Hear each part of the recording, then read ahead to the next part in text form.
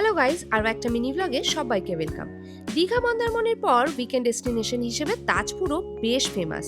এবারের তাজপুর ট্যুরে আমরা ছিলাম অবসর রিসর্ট। এখানে বেশ অ্যাফোর্ডেবল প্রাইসে স্ট্যান্ডার্ড এবং ডিলাক্স রুম থেকে শুরু করে ফ্যামিলি রুমও পেয়ে যাবে।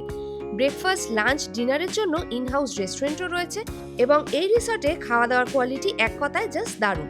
চারিদিকটা বেশ খোলামেলা ওপেন গার্ডেন এরিয়া এবং দারুণ সুন্দর একটা সুইমিং পুলও পেয়ে যাবে এই রিসর্টে। এই রিসর্ট থেকে একেবারে ডাইরেক্ট অ্যাক্সেস পেয়ে যাবে সি বিচে যাওয়ার জন্য। বিকেলের দিকে মাত্র 5 মিনিট ওয়াকিং ডিস্টেন্সে ঘুরে আসতে পারো তাজপুর লাইট হাউস থেকেও। এবারে তাজপুর ঘুরতে গিয়ে আমরা ছোট্ট একটা বোট রাইডও করেছিলাম, যার মধ্যে তোমরা দেখতে পাবে লাল কাঁকড়া বিচ, ম্যানগ্রোভ জঙ্গল আর মোহনা। এবং এই বোট রাইডে তোমরা এই জলধা ব্রিজের নিচ দিয়েও যেতে পারবে, যেটার এক্সপিরিয়েন্স আমাদের কিন্তু বেশ ভালো লেগেছিল।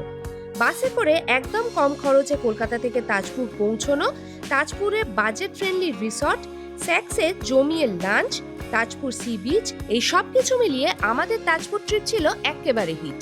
আর তোমরাও যদি বন্ধু বান্ধব বা ফ্যামিলি নিয়ে নেক্সট উইকেন্ডটা তাজপুরে কাটাতে চাও, তাহলে এক্ষুনি এই রিলটা সেভ করে নাও।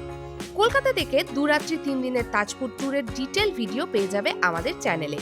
আর এরকম আরো ইনফরমেটিভ ভিডিওর জন্য please subscribe to our YouTube channel terrific tours. Thank you for watching.